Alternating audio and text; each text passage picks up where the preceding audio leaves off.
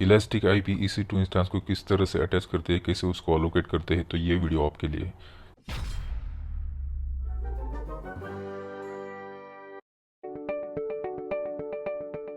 दोस्तों मैं अपने AWS अकाउंट पे आ चुका हूँ। यहाँ पे आप देख सकते हैं कि हमने ऑलरेडी 2 इंस्टेंस क्रिएट करके रखे हैं। अगर आपको नहीं पता है कि आप EC2 इंस्टेंस का टाइप कैसे चेंज कर सकते हैं, तो आई बटन पे क्लिक करके आप ये वीडियो यहाँ पे देख सकते हैं। दोस्तों पहले तो ये हमें जानना बहुत ज़रूरी है कि हमें इलास्टिक आईपी की ज़रूरत क्यों पड़ती है। तो उसको समझने के लिए पहले हम यहाँ पे टेस्ट सर्वर को सिलेक्ट करते हैं और डिटेल्स में यहाँ पे हम देख सकते हैं पब्लिक आईपी v4 एड्रेस। मतलब ये टेस्ट सर्वर को AWS ने मुझे ऑलरेडी एक पब्लिक आईपी असाइन किया हुआ है, राइट। जो भी मेरा टेस्ट सर्वर है उसके लिए एक प्राइवेट आईपी एंड एक पब्लिक आईपी AWS ने ऑलरेडी असाइन किया हुआ है। तो हमें इलास्टिक आईपी की ज़रूरत क्यों है? होता ये है कि तो ये पब्लिक आईपी जो होता है ये क्या होता है, ये चेंज होता रहता है। मान लीजिए आपने एक वेब सर्वर बनाया, कोई एप्लीकेशन सर्वर बनाया, राइट, और ये एप्लीकेशन सर्वर आपका अभी पब्लिश हो चुका है, राइट।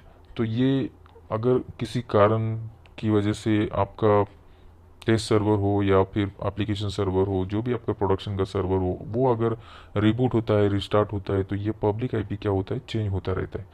तो इसमें प्रॉब्लम आती है, राइट। आपका पब्लिक आईपी चेंज होगा तो वो पब्लिकली एक्सेसिबल होने में प्रॉब्लम हो सकती है।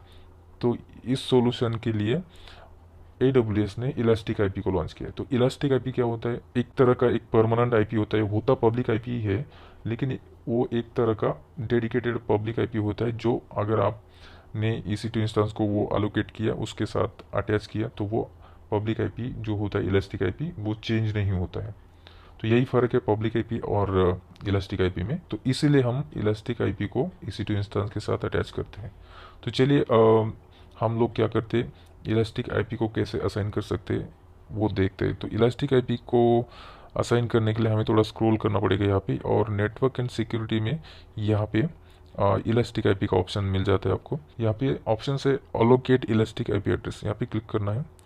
और जो भी आपका नेटवर्क बॉर्डर ग्रुप है, AP साउथ जोन, जो भी आपका रीजन है वो यहाँ पे दिखाई देगा। आपको यहाँ पे कुछ भी नहीं करना है, यहाँ पे सिर्फ अलोकेट करना है। तो क्या होगा कि एक AWS एक इलास्टिक आईपी आपको असाइन कर देगा। क्लिक करते हैं और देखिए elastic IP address allocated successfully. तो ये जो दिख रहा है इलास्टिक आईपी एड्रेस, ये आपके लिए डेडिकेटेड हो चुका है, राइट।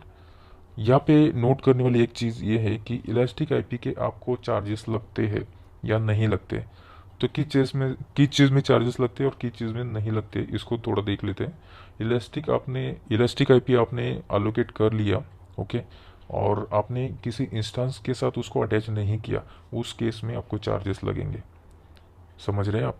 आपने इलास्टिक आईपी यहाँ से अलोकेट कर लिया और किसी EC2 इंस्टेंस के साथ अगर अटैच नहीं किया तो आपको चार्जेस लगेंगे। और अगर आपने इलास्टिक आईपी यहाँ से अलोकेट किया और EC2 इंस्टेंस के साथ आपने अटैच कर लिया, इसका मतलब है वो इलास्टिक आईपी आपका यूज़ में है, तो उस केस में आपको चार्जेस नहीं लगेंगे। इलास्टिक आईपी फ्री है।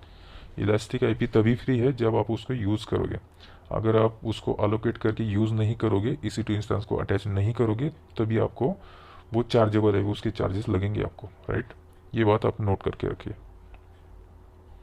तो यहाँ पे इलास्टिक आईपी हमें अलोकेट हो चुका है। अभी हम क्या करेंगे, इसको अपने EC2 इंस्टेंस के साथ कैसे अटैच करना है उसको देखेंगे। यहाँ पे एक्शंस में जाना है, राइट, और यहाँ पे देखिए एसोसिएट इलास्टिक आईपी एड्रेस।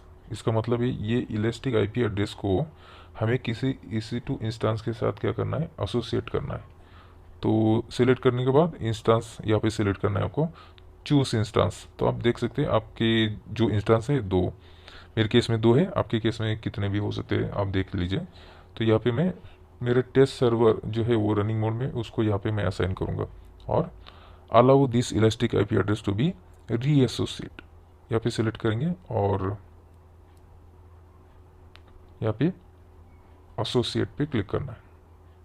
तो देखिए आपका इलास्टिक आईपी जो है वो EC2 इंस्टेंस के साथ अटैच हो चुका है, एसोसिएट हो चुका है। तो यहाँ पे रिफ्रेश कर लेते हैं और EC2 इंस्टेंस में चलते हैं। यहाँ पे और पहले देख लेते हैं, यहाँ पे रिफ्रेश कर लेते हैं। नीचे इलास्टिक आईपी में अपना आईपी जो है 650147161, ये इलास्टिक आईपी है।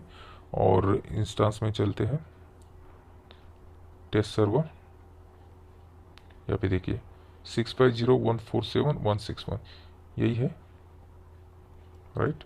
तो ये मेरा पब्लिक आईपी निकल गया और मुझे ये परमानेंट इलास्टिक आईपी यानी कि है पब्लिक आईपी है, लेकिन वो अभी मैं इंस्टेंस रिबूट भी करूँगा तो वो क्या होगा, चेंज नहीं होगा, राइट, करेक्ट, आईपी वही है। तो इस वीडियो में इतना ही, मिलते हैं नेक्स्ट वीडियो में। दोस्तों, अगर आपको लगता है डेवऑप्स आर्टिकल के वीडियो देख के आपको कुछ फ़ायदा हुआ है, कुछ बेनिफिट्स मिला है, तो मैं आपसे रिक्वेस्ट करूंगा इस वीडियो को लाइक करिए, शेयर करिए अपने दोस्तों के साथ, कमेंट बॉक्स में प्लीज़ कमेंट करिए, मैं आपके कमेंट को ज़रूर रिप्लाई करूंगा। और सबसे इम्पोर्टेंट, चैनल को सब्सक्राइब ज़रूर करिए।